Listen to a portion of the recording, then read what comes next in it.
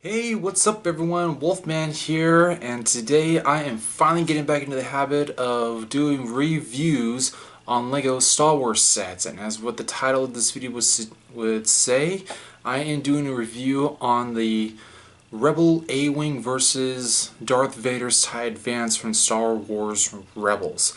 There is a reason why I'm doing this, as I had done a review on my Imperial Army several months ago, which has gotten so many views, which I am super duper grateful for.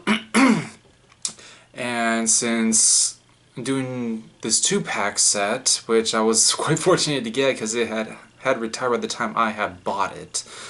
But anywho, this is a perfect transition from my Imperial to my Rebel Alliance. So after this review, I'm going to be going into starfighters from the Rebellion era, and I'm going to be starting off alphabetically. So I actually got at least 3 different A-Wing designs, although one of them is from the Resistance, but may do that another time for the Resistance era starfighters. So I'm going to start with this one and move on from there and be doing the B-Wing, Y-Wing, and X-Wing. Like the A-Wing and even the Y-Wing, I got 3 different models. However, actually no, my X-Wings, I got 4 different models. 2 from the Rebellion and another 2 different designs from the Resistance, which again will be later on after I do the Rebel Alliance fleet. So, without any further ado, onto the review. Okay, and this is the set number 75150, Vader's TIE Advance vs. A-Wing Starfighter, released back in 2016.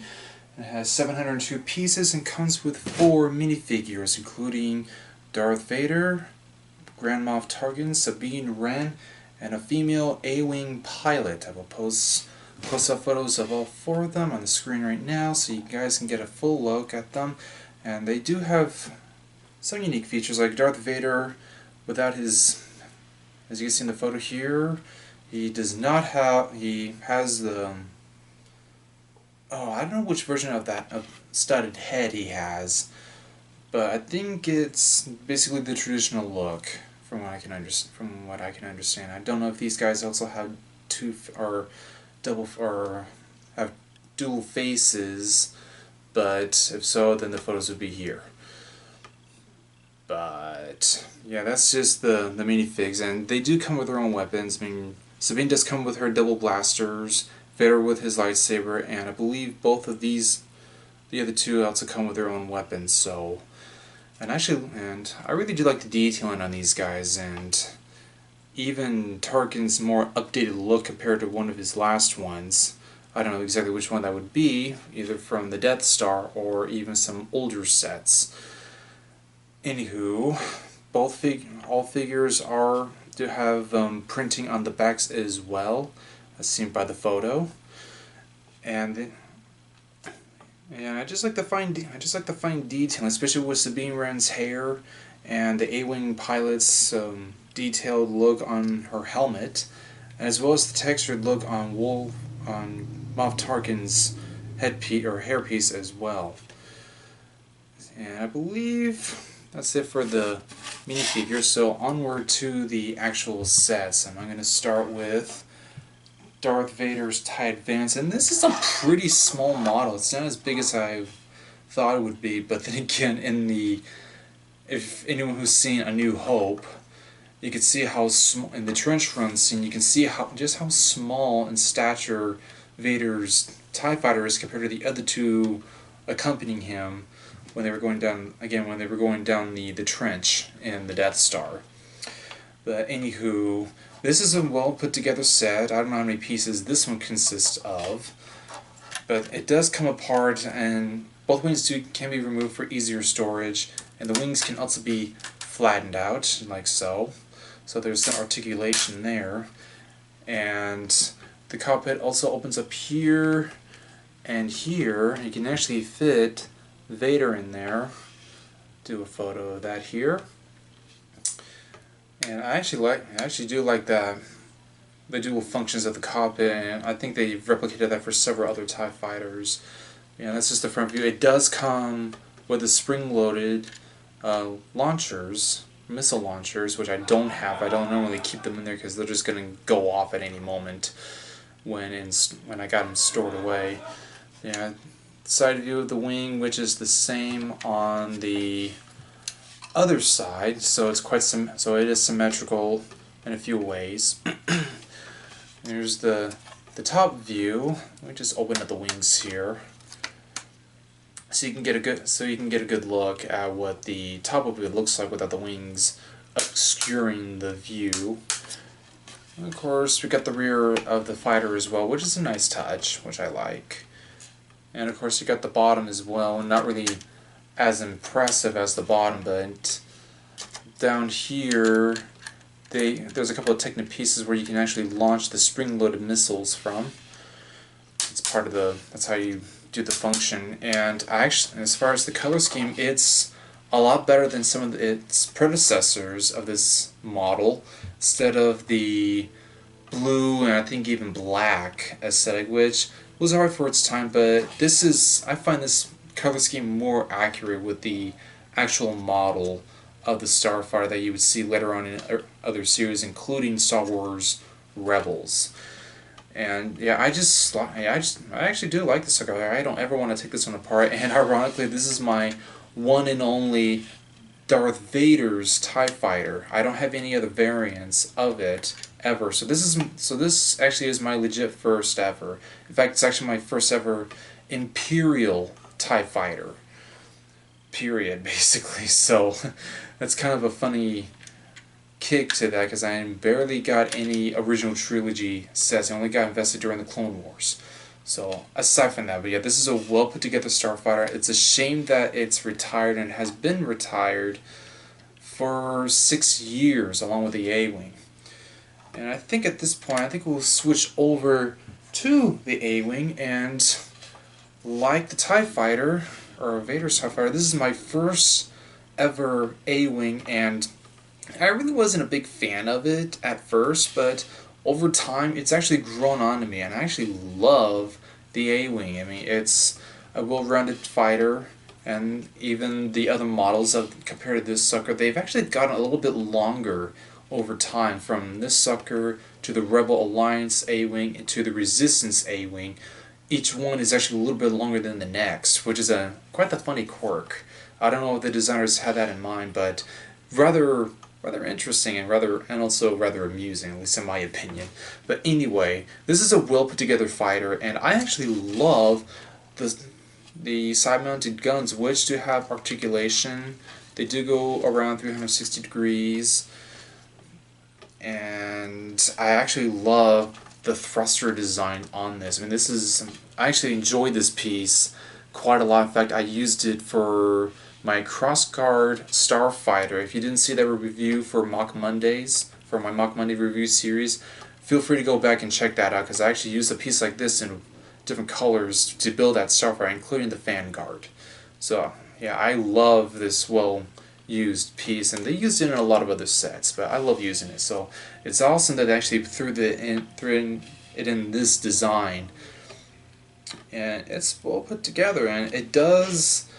Of course, the cockpit does open up so you can put a minifigure in there, any kind of figure really, but just as long as it fits, it doesn't have anything in the back, so you really can't put Hera Syndulla in it unless you actually make the room, which is possible. And it does come with spring-loaded shooters, excuse me, and you just pull the cockpit back here in the middle, and it will launch it, which, once again, I don't have any, because they'll just go off again. But one interesting feature this thing does have, which most starfighters really don't that often, are basically landing gear. I know some do have landing gear, like the Jedi Interceptor. I mean, those suckers do have landing gear, at least for some. But yeah, this sucker does come with landing gear. You got 3 different points that all go flip backwards, which is interesting, and I actually like it. Yeah, this is the underside of the fighter. I forgot to do a full articulation. This is the top, which from both top and bottom you can see why it's called an A-Wing. I mean, if anyone watched Return of the Jedi, which I would imagine most people have, so it's quite familiar. So this starfighter will be quite familiar in its role in the downfall of the Super Star Destroyer, the Devastator. Basically, the sucker rammed into the bridge, and along with engine failure, the sucker was basically responsible for the destruction of the Super Star Destroyer and causing quite a lot of damage to the Death Star too at the Battle of Endor. But yeah, of course I'm putting the landing gear back down to set it back up. So yeah, I also like the color scheme on this, which is really nice. I mean, this is basically a fighter utilized in the earlier days of the Rebellion.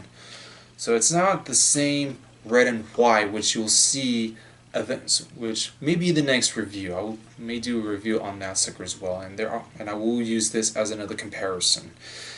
But yeah, this is a well put together starfighter. I'm actually quite satisfied with the 3 models that I have, and just wait until the fleet's put together or assembled, and you'll see how many A-Wings I actually have.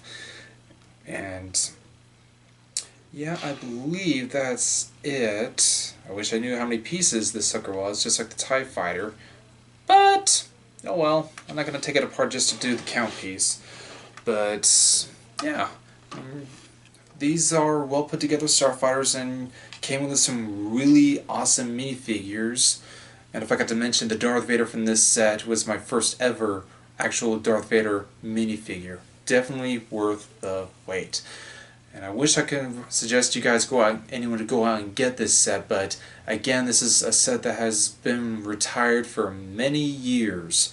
And I actually bought this after it had retired, but I was able to get it at a secondhand Lego shop or a Lego store in another city nearby. I'm not going to say where. But yeah, I was quite fortunate to get this set, even though the price was a little crazy. I think the normal price on this was $90, I believe. Yeah, $90. But at the time of its retirement, by the time I got it, it was $100. But definitely worth the purchase. I mean, I would highly recommend this set if you can be able to get your hands on it, either through online by any means. But highly recommendable set. It is awesome. I love it. I have no real major complaints. So that's the review. So that was my review on the Vader's TIE Advance versus A-Wing Starfighter.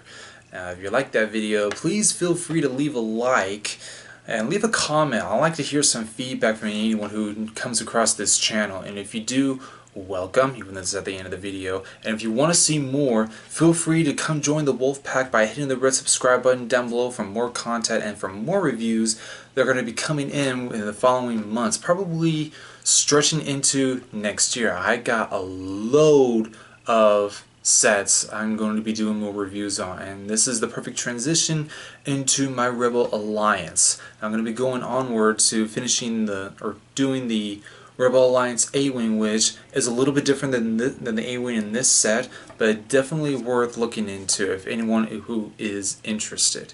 And I will be going on to the B-Wing, then the Y-Wing, and then the infamous X-Wing.